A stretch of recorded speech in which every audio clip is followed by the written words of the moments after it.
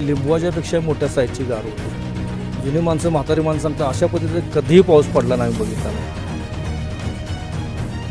माझं वय वर्ष 60 आहे. माझ्या आयुष्यात पहिल्यांदा एवढी मी गारपीट बघतो, एवढी मोठी. आणि सलग तास ते दीड तास जवळजवळ गारा पडत होते.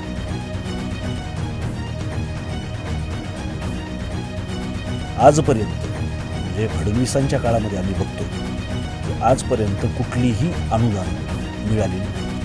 पंचनामे अक्षरशः तलाट ऑफिसमध्ये कमरे एवढं घट्ट साठले लोकांचे. मदत करीत असताना शेतकऱ्यावर जे काही निकष लावले जातात त्या निकषात शेतकरी बसू नये अशा पद्धतीची योजना सरकारची आहे.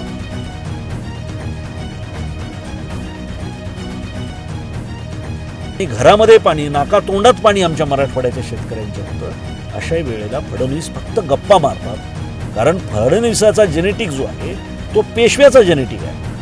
तो आमच्या शेतकऱ्यांच्या बाजूने नाही, बहुजनांच्या बाजूने नाही आहे.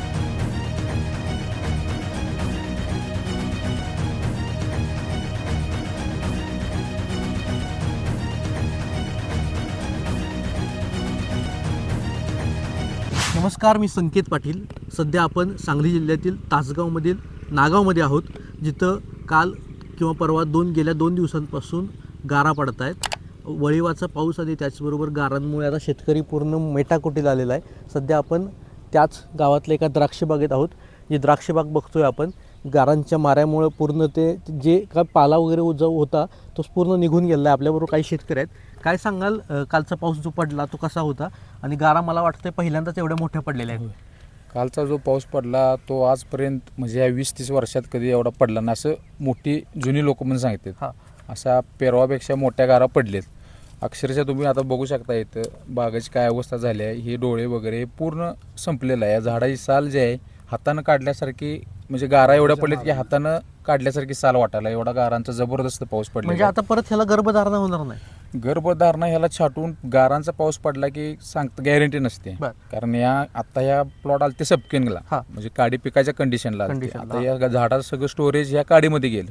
आता याला पुन्हा नव्यानं छाटायचं, परत नव्यानं फुटवं करायचं, परत नव्यानं खर्च जेवढा आम्ही मागं खर्च केला. आता किती खर्च केला होता आतापर्यंत? आतापर्यंत 60-70 हजार खर्च झाला होता. मग आता परत आणि तोच खर्च करावा लागणार. इव्हन त्यापेक्षा जास्त करावा लागेल. हे नाही, गॅरंटी नाही. गॅरंटी नाही, मालाची गॅरंटी नाही काय अजिबात. सर्वत्र असाच पाऊस पडला का इथं? सर्व आमच्या 4-5 गावामध्ये 100% सगळ्या द्राक्ष पिकांची अवस्था आहे. आंबा पिकाची काय अवस्था आहे? आंबा, पेरू, माळवं, ऊस सगळ्या पिकं एकदम जमीनदोस्त झालेली आहेत सगळी. शेतकऱ्यांना करायचं काय आता? काय असे आमच्या अपेक्षा आहे सरकारनं काहीतरी आमच्याकडे लक्ष देऊन थोडीफार आम्हाला भरीव मदत करावी काहीतरी, हीच आमच्या अपेक्षा. त्या दृष्टीने पंचनामे सुरू आहेत का? पंचनामे चालू आहेत त्या दृष्टीने. तहसीलदार साहेब, कृषी अधिकारी वगैरे पंचनामे चालू आहेत. काय ह्याच्या आधी सुद्धा असं झालं होतं, त्यावेळी सुद्धा तुम्ही पीक विमा काढले होते, ती मदत मिळाली का तुम्हाला? पीक विमाची मागच्या वेळीची काय अजून मिळालेली नाही. सरकार नुसतं आश्वासन देते, पंचनामा करते, त्याच्यापुढे काय होत नाही. काय होत नाही, नुसतं पंचनामे. अक्षरशः तलाट ऑफिसमध्ये कमरे एवढं घट्ट साठले लोकांचे फॉर्म्स की बाबा. आणि शेतकऱ्यांना हेलपाटे मारायचे, त्यांचे मग फिरायचं, पेट्रोल खरंच आमचं झेरॉक्स पैसे सगळं आम्हीच करायचं. पण नुसते आश्वासनं द्यायची आणि जायची, एवढंच काम चालू आहे त्यांचं. काय सांगाल, कालची परिस्थिती आम्ही सुद्धा बघतोय आज की खूप विदारक परिस्थिती आहे. ह्या म्हणजे बघितलं गेलं तर अशा पद्धतीची लिंबवाच्या पेक्षा मोठ्या साईजची गार होते. जुनी माणसं म्हातारी माणसं सांगतात अशा पद्धतीने कधीही पाऊस पडला नाही बघितला नाही. आणि एवढं प्रचंड नुकसान झालं आहे आमच्या नागावच्या गावामध्ये. संपूर्ण बागायत क्षेत्र, जे द्राक्ष बाग असू द्या, ऊस म्हणा किंवा माळवं, हे सगळं उद्ध्वस्त झालेलं आहे गाऱ्यामुळे. आता यातनं पहिल्याच कर्जाच्या बोजात दबलेला आहे शेतकरी. आणि शासनाकडून अपेक्षा ठेवून आहे की शासन काहीतरी मदत करेल. तर आम्ही तुमच्या माध्यमातून शासनाची एवढीच विनंती करतो आहे की आपण तातडीनं लक्ष घालून शासनाने काहीतरी भरीव अशी शेतकऱ्यांना मदत द्यावी. पंचनामे तर सुरू आहेत. पंचनामे येऊन गेलेले आहेत. फक्त त्यांनी सांगितले की फॉर्म भरून द्या.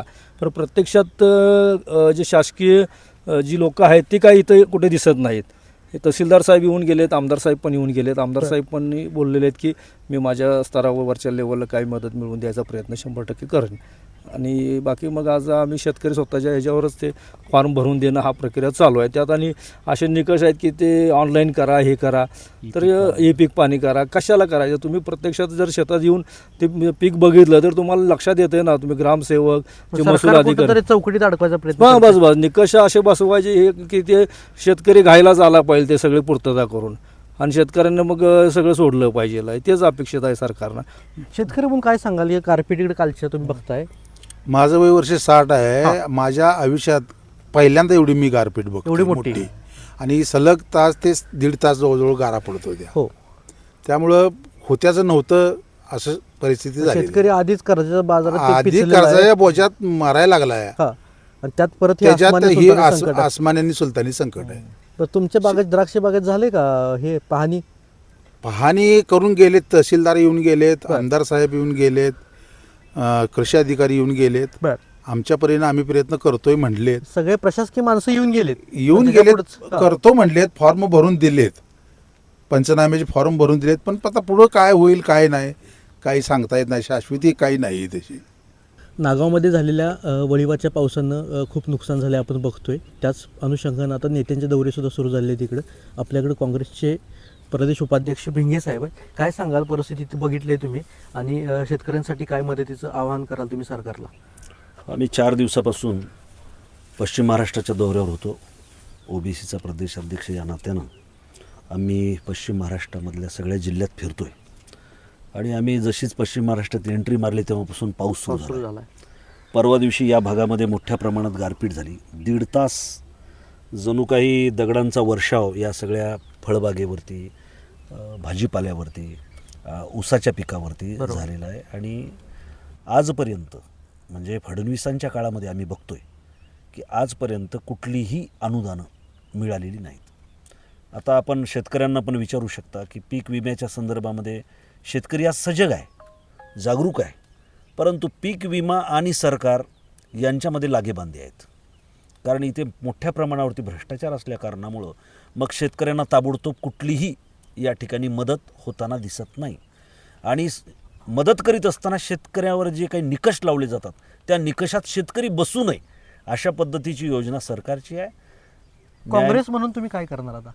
नाही, काँग्रेस म्हणून याच्या संदर्भामध्ये विरोधकांचा जो आवाज आहे तो आम्ही निस्पृह पद्धतीनं सभागृहामध्ये आणि सभागृहाच्या बाहेरसुद्धा उचलणार आहोत. परंतु शेतकऱ्यांच्यामध्ये सुद्धा इतकी फाटाफूट यांनी करून टाकलेली आहे, तुम्ही बघत असता, गटतट करून टाकलेले आहेत, चळवळी यांनी मारून टाकलेल्या आहेत. कारण गुलामगिरी लादणारी यांची विचारधारा असल्या कारणामुळं विचार करण्याची प्रक्रिया शेतकऱ्यांच्यामध्ये जी आजपर्यंत वेगवेगळ्या संघटनांनी पक्षांनी ठेवली होती, काँग्रेसने देखील, परंतु ती सगळी मारून टाकण्याचं काम यांनी केलेलं असल्यामुळं शेतकरी आज एकाकी लढतो आहे. अशा वेळेला काँग्रेस प्रत्येक वेळेला त्यांच्या सुखदुःखामध्ये सहभागी होतो आहे. आणि निश्चितपणानं जोपर्यंत हे शेतकरी विरोधी, कारण आम्हाला ज्योतिराव फुलेंनी सांगितलेलं आहे की शेठजी भटजी ह्या 2 आपल्या महत्त्वाच्या विरोधी विचारधारा आहेत. या शेठजी भटजीच्या विरोधामध्ये लढलं पाहिजे, त्याच्याशिवाय आपलं अस्तित्व या ठिकाणी टिकू शकत नाही. आणि त्यामुळं काँग्रेस शेतकऱ्यांच्या सोबत आहे. मी आता मराठवाड्यातून येतो. मराठवाड्यामध्ये आता तुम्ही पाहिलं आहे की या पावसाळ्यामध्ये 63% आमचं शेत हे पाण्याखाली होतं. अतिशय विदारक स्थिती चालू आहे. आणि घरामध्ये पाणी, नाकातोंडात पाणी आमच्या मराठवाड्याच्या शेतकऱ्यांच्या होतं. अशा वेळेला फडणवीस फक्त गप्पा मारतात. कारण फडणवीसाचा जेनेटिक जो आहे तो पेशव्याचा जेनेटिक आहे. तो आमच्या शेतकऱ्यांच्या बाजूनं नाही, बहुजनांच्या बाजूनं नाही आहे. त्यामुळे आमचं दुःख बाजूला राहणार आणि 100% हा आवाज आम्ही उठवणारा. विरोधकांचा आवाज दाबून टाकण्याचा ते प्रयत्न करीत आहेत, परंतु काँग्रेसचा आवाज ते दाबू शकणार नाहीत. आणि याच्या विरोधामध्ये मोठ्या प्रमाणात जनआंदोलन उभं राहील. शेतकरी प्रचंड आज बिकट परिस्थितीमध्ये आहे. आणि हे आपण बघताय, तुम्ही आता तुमच्यासारखे पत्रकार फार कमी राहिलेले आहेत. कारण आता लोकांच्या मध्ये जाऊन पत्रकारिता करण्यापेक्षाही त्या ठिकाणी चरणचुंबक होऊन जास्त मिळकत मिळते. आणि त्यामुळे बहुजन समाज वाऱ्यावरच सुटलेला आहे. आमच्या खऱ्या बातम्या दाखवल्याच झाल्या. आता बातमी कोणती आहे? यांनी काढलेला मोर्चा. अरे तुम्ही तर न स्त्री स्वातंत्र्य अर्हती म्हणणाऱ्या मनूच्या समर्थक आहात. तुम्ही स्त्रियांच्या स्वातंत्र्याच्या गप्पा कराव्यात काय? म्हणजे हा जो डिलेमा आपल्याला बघायला मिळतो ना, तो क्लेशकारक आहे. आणि म्हणून विचार करणाऱ्या शेतकऱ्यांच्या पोरानं आपल्या बाजूनं कोणतं तत्त्वज्ञान काम करतं आणि कोणत्या तत्त्वज्ञानावर आधारित सरकार इथं बसलेलं आहे याचा विचार करण्याची खरी गरज आहे. तर हे होते यशपाल भिंगे यांनी सांगितलं की कोणत्याही परिस्थितीत काँग्रेस शेतकऱ्यांच्या बरोबर राहील. ही द्राक्ष बागेची स्थिती आपण बघतोय. सेम अशीच परिस्थिती आंबा पिकाची आहे, ऊस पिकाची आहे. आजूबाजूला ह्या द्राक्ष बागेच्या काही ऊस पीक आहे. ते ऊस पिकाला टोमॅटो आणि पेरू सुद्धा तेच नुकसान आहे. शेतकरी ते पण सांगतात की केळी, टोमॅटो, पेरूचं सेम नुकसान आहे. आजपर्यंत नुकसान झालं नव्हतं इतकं नुकसान ह्या गारपिटीनं कालच्या झालेलं आहे. शेतकऱ्याची इतकीच मागणी आहे की आम्हाला कुठल्याही चौकटीत न बसवता इथं येऊन प्रत्यक्ष तुम्ही बघताय की इथं आमचं नुकसान किती झालं आहे आणि त्या आधारे पंचनामा करावा. पण शेतकरी म्हणतोय की कुठं हा फॉर्म पाहिजे तो फॉर्म पाहिजे म्हणून शेतकऱ्याला पुन्हा एकदा अडवलं जातं आहे. आमच्या माध्यमातून सुद्धा सरकारला आणि प्रशासनाला हीच विनंती आहे, एकीकडे शेतकरी पहिलाच कर्जाच्या बाजारात पिचलेला आहे आणि पुन्हा एकदा अस्मानीने सुलतानी संकटात पुन्हा एकदा शेतकरी अडकतोय. त्या शेतकऱ्याला कुठंतरी उभारी देण्यासाठी सरकारनं सुद्धा 2 पावलं मागे येऊन प्रत्यक्ष पाहणी करून जे झालं आहे ते नुकसान देणं गरजेचं आहे. संकेत पाटील, तासगाव, सांगली.